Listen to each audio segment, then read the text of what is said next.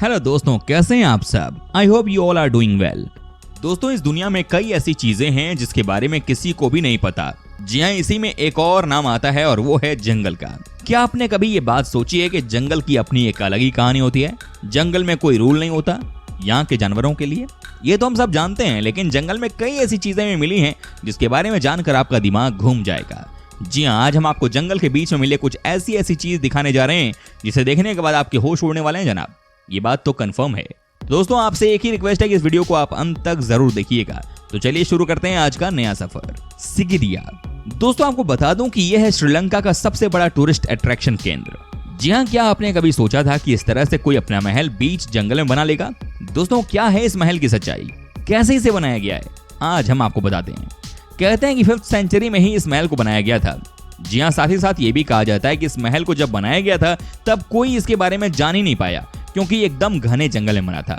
हालांकि आज भी यहाँ पर भयानक जंगल है। कहते हैं कि इस महल को देखने के लिए जो भी आता है वो कहीं खो जाता है।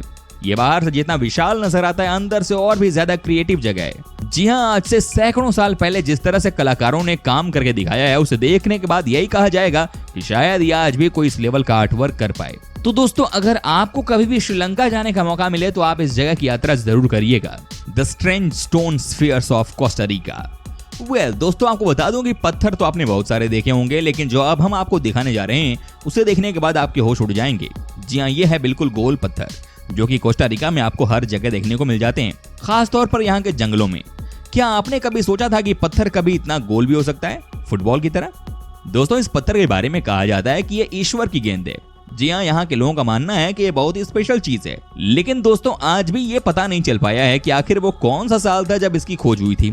कहते हैं कि एक इंसान जो जंगल में कोई काम करने के लिए गया था, तब उसने यहाँ स्टोन के बारे में जानकारी हासिल की। जब उसने देखा कि इस जंगल में जितने भी स्टोन थे वो सब के सब गोली थे, तो वो शॉक्ड हो गया कि आखिर बात क्या है। हालांकि इस तरह की चीज को देखकर कोई भी चौंक जाएगा। The lost stone head of Guatemala. दोस्तों, अब हम आपको दिखाते हैं कि कई बार बीच जंगल में किस तरह की चीज दिख जाती है। जी हाँ, क्या आपने कभी सोचा था कि किसी जंगल में कभी इस तरह की चीज आपको देखने को मिल जाएगी? जी हाँ, ये है ग्वाटेमाला की जंगल का सबसे रहस्यमयी चीज। ये देखिए कैसे एक इंसान का चेहरा आपको यहाँ पर देखने को मिल रहा होगा। है कि नहीं ये शॉकिंग? वाकई में किसी ने आज तक इस तरह की कोई भी चीज नहीं देखी होगी। आपको बता दूं कि इस तस्वीर को सबसे पहले अमेरिका के एक फोटोग्राफर ने देखी थी साल 1987 में। यहाँ आप देख सकते हैं कैसे ये बड़ा सा चेहरा जंगलों के बीच में दिखाई दे रहा है। कहते हैं कि इस लोकेशन पर अब कोई नहीं जाना चाहता है, क्योंकि यहाँ पर कई बार अजीबोगरीब एक्टिविटी देखने को मिली है। वाकई में ये बहुत ही अजीब नजारा है जंगलों के बीचों बीच। Hotel Costa Verde, Costa Rica. दोस्तों, अब हम आपको दिखाते हैं एक और ऐसा नजारा जिसके बारे में बहुत कम ही लोगों को पता होगा। जी हाँ, क्या आप यकीन कर सकते हैं कोस्टा रिका के लोग कितने क्रिएटिव हो सकते हैं? जी हाँ, ये देखिए यहाँ पर कैसे एक प्लेन को इन्होंने शानदार होटल में बदल दिया है। जी हाँ, बात ये नहीं है कि इसे होटल में बदला है, बात यह है कि इस बीच जंगल में 1965 में बोइंग 727 का एक्सीडेंट हो गया था। उसके बाद ये फ्लाइट बीच जंगल में गिर गई थी। आप समझिए कि कैसे उसके बाद इसे होटल में बदल दिया गया। आज के दिन यहाँ पर हजारों की संख्या में टूरिस्ट आते हैं और इस जगह का आनंद लेते हैं। कहते हैं कि यहाँ पर आप रात में पार्टी भी कर सकते हैं, साथ ही साथ यहाँ पर आप रात में रुक भी सकते हैं। जी हाँ, 2 बेडरूम बनाया गया है और ये बहुत ही खूबसूरत है। सोचिए कि आज से कई साल पहले यहाँ पर फ्लाइट क्रैश हुआ और अब देखिए कि इस लोकेशन को क्या बना दिया गया है। आज ये one of the best hotel बन गया है। Hidden German hideout in the Argentine jungle. दोस्तों, ये घटना साल 2015 की है। जी हाँ, आपको बता दूं कि इस अर्जेंटीना के जंगलों में कुछ ऐसा देखने को मिला जिसकी कल्पना शायद ही किसी ने की हो, वो भी इतने साल के बाद। दोस्तों, क्या आप यकीन कर सकते हैं कि यहाँ का एक जंगल जो कि बॉर्डर एरिया में है, वहां पर जर्मनी की सेना ने 1939 में शेल्टर बना रखा था। याद कीजिए आप कि उस समय 2nd वर्ल्ड वॉर चल रहा था और ऐसे में दोस्तों जर्मन सेना को लगा कि अगर वो अर्जेंटीना में हार जाते हैं तो छुपने के लिए कोई तो जगह होनी चाहिए। जी हाँ, इसी को देखते हुए यहाँ की सेना ने अपनी पहले से ही तैयारी कर ली थी। हालांकि आपको पता ही होगा कि जर्मन की बड़ी जीत हुई थी और इस 3 बिल्डिंग जो कि बीच जंगल में बनाया गया था उसका कोई यूज नहीं हो सका। हालांकि इन्हीं 3 घरों से बहुत सारे क्वाइन और जर्मन प्रोडक्ट भी मिले थे, जिससे कि साफ हो गया कि जर्मनी का ही प्लान था 2nd वर्ल्ड वॉर के समय में। दोस्तों, आपसे रिक्वेस्ट है कि आप बने रहिए हमारे साथ इस वीडियो के अंत तक, क्योंकि आगे अभी बहुत कुछ आना बाकी है। The man who hide in the jungle for decades. दोस्तों, अब हम आपको मिलवाते हैं एक ऐसे सैनिक से जिन्होंने कि 10 सालों तक जंगल में ही रहकर अपना गुजारा किया। जी हाँ, सोचिए जरा कि कोई आदमी अकेले कैसे बीच जंगल में 10 साल तक रह सकता है। ये काम करके दिखा दिया जापान के एक सैनिक थे।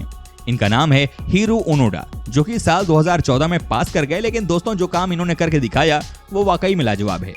बात हुआ ये कि सेकेंड वर्ल्ड वॉर के समय ये फिलीपीन जंगल में अपने दोस्तों के साथ गए, लेकिन एक एक करके दुश्मनों ने इनके सारे दोस्तों को मार दिया। कहा जाता है कि ये दुश्मनों के साथ लड़ते भी रहे और जिंदा भी बच गए, लेकिन इन्हें भी ये बात नहीं पता था कि आने वाला समय और मुश्किल भरा रह सकता था। जी हाँ, ये 10 साल तक उसी फिलीपीन जंगल में अकेले रहे, जब तक कि इनसे मिलने के लिए जापान का एक दल नहीं आया, क्योंकि ये जंगल में थे, बाहरी दुनिया के बारे में कुछ पता भी नहीं था। ऐसे में दोस्तों ने ये बात पता ही नहीं चली कि युद्ध खत्म हो चुकी है। जापानी दल में इनके बड़े भाई को भी शामिल किया गया था। जी हाँ, जब इन्हें भरोसा हो गया कि वाकई में लड़ाई खत्म हो चुकी है और जापान की सरकार उन्हें अपने घर पर बुलाने के लिए आई है, तब जाकर ये जंगल से बाहर आए। आप समझिए कि क्या महान काम करके इन्होंने दिखाया है। 10 साल तक जंगल में ये अकेले ही पड़े रहे। अच्छा दोस्तों, वीडियो में आगे बढ़ने से पहले जरा ये बताइए ना कि आप कहां से हमारा वीडियो टकटकी लगा कर देख रहे हैं। बताइए जनाब, बताइए। बता रहे हैं, वाह वाह क्या बात है। The lost city of EI मिराडोर।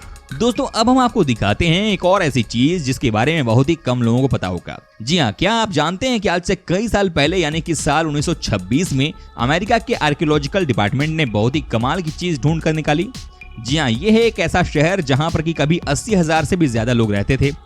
जी हाँ, कहते हैं कि शहर की हिस्ट्री के लिहाज से देखा जाए तो बहुत ही उपयोगिता है।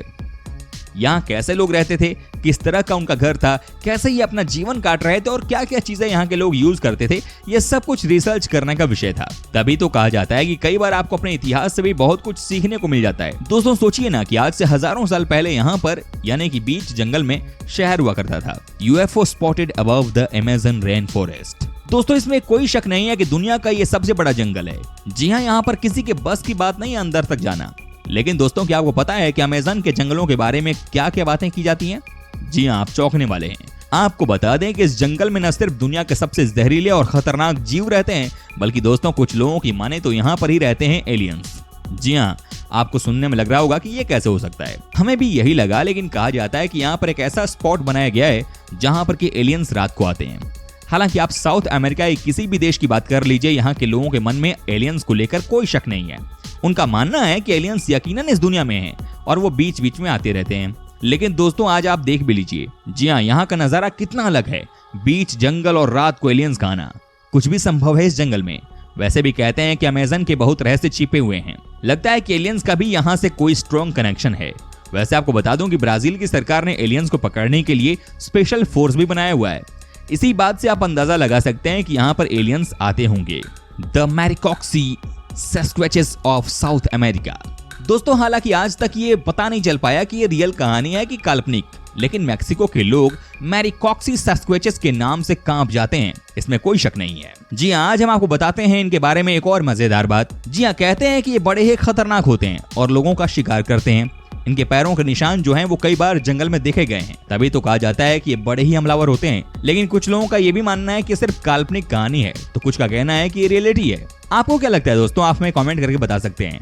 जी हाँ, ये अगर सच है और इस साइज का अगर कोई दानव आज भी इस दुनिया में है तो ये चौंकाने वाली बात है। Boiling river in the heart of the Peruvian Amazon. दोस्तों इसमें कोई शक नहीं है कि अमेज़न के जंगल में कई सारी ऐसी चीजें हैं जिसके बारे में किसी को कुछ नहीं पता है। जी हाँ, आज हम आपको बताते हैं कि यहाँ पर एक बॉइलिंग रिवर भी है। जी हाँ, ये ऐसी नदी है जिसमें कि जो चीज आती है वो खत्म हो जाती है। कहा जाता है कि ये नदी बिल्कुल अमेज़न के बीचों बीच है। आप समझ सकते हैं कि यहाँ का कैसा नजारा होगा। जी हाँ, तभी तो कोई भी इस नदी के आसपास भी नहीं जाना चाहता है। बाकायदा आपको यहाँ पर भाप उड़ती हुई दिखाई देगी। साथ ही साथ दोस्तों कहते हैं कि यहाँ पर कई सारे जानवर हर दिन मारे जाते हैं। इस रहस्यमय नदी के बारे में आज तक किसी को कुछ ज्यादा पता नहीं चल पाया है। Machu Picchu. दोस्तों अब हम आपको अंत में दिखाते हैं एक ऐसी चीज जिसे देखने के बाद आपके पैरों तले जमीन खिसक जाएगी। जी हाँ दोस्तों, कभी आपने समुद्र से तकरीबन 2000 से ज्यादा ऊंचाई पर बसे किसी शहर की कल्पना की है, और वो भी आज से लगभग 500 साल पहले? जी हाँ, दुनिया में एक ऐसा ही शहर बसाया गया है जो न केवल रहस्यमय था बल्कि अपने आप में इतनी ऊंचाई पर बसे शहर के रूप में चमत्कार भी था। इसे आज दुनिया के 7 अजूबों में शामिल किया जाता है। दक्षिण अमेरिका के पेरू में स्थित माचू पिचू दुनिया के 7 आश्चर्यों में से एक है। ये इनका सभ्यता के आखिरी बचे कुछ निशानियों में से एक है। माचू पिचू का निर्माण 1430 ईस्वी के आसपास इनकाओं ने शासकों के आधिकारिक स्थल के रूप में शुरू किया था। हालांकि बाद में इसके लगभग 100 साल बाद जब इनकाओं पर स्पेनियों ने विजय प्राप्त कर ली तो इसे यूं ही छोड़ दिया गया। ये समुद्र तल से 2430 मीटर की ऊंचाई पर उरुबांबा घाटी के ऊपर एक पहाड़ पर स्थित है। यहीं पर उरुबांबा नदी भी बहती है। दोस्तों उम्मीद करता हूं कि आपको हमारा ये एपिसोड पसंद आया होगा। साथ ही दोस्तों अगर आपको इस वीडियो पर कोई राय देनी है तो आप हमें कमेंट कर सकते हैं। हमें आपके कमेंट का रहता है इंतजार। और हाँ, अगर आप हमारे चैनल पर नए हैं तो प्लीज चैनल को सब्सक्राइब जरूर कर दीजिएगा, क्योंकि हम आपके लिए रोज इस तरह की वीडियो बनाते रहते हैं। दोस्तों अपना ख्याल रखिएगा, मिलेंगे अगले एपिसोड में, तब तक के लिए take care and bye bye.